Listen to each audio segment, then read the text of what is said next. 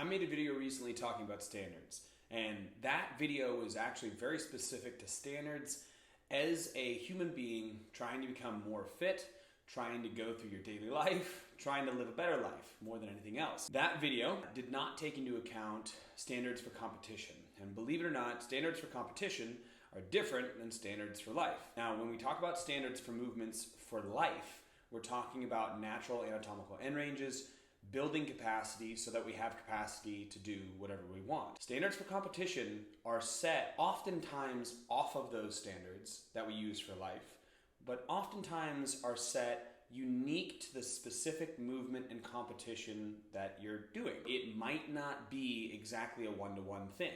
There might be a standard set that is different than natural anatomical end ranges, and that's okay. We just have to understand that there is a separation between a standard for competition and a standard for normal movement.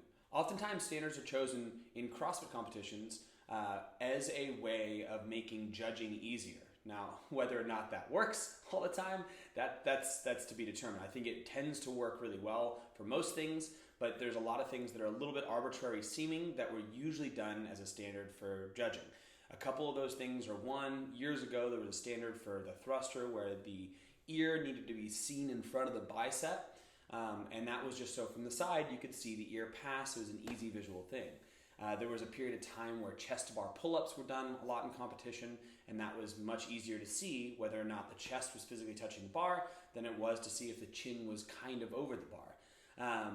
There have been things with the handstand push-up standards where they changed the width of the hands. There were the wall walk standards where someone's reaching their arm up and then they mark on the thing, and these are oftentimes just ways of making these movements more simple to judge. Whether or not it always works, again, that's up for debate.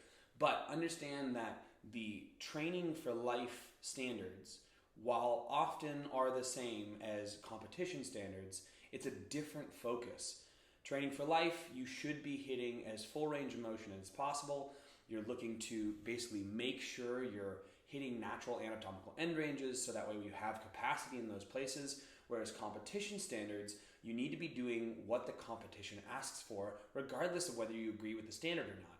So that means if they require a shorter range of motion than natural anatomical end range, you absolutely do the shorter range of motion rather than the full thing, because that's what is being asked of you. And if you're competing and you're basing it off of seconds, you have to do that one.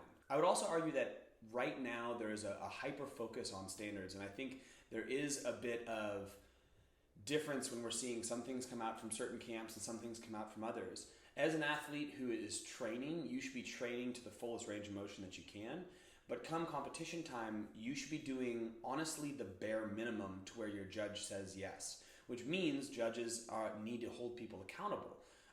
If they don't hold people accountable, then we end up with these really gray areas and a lot of muck.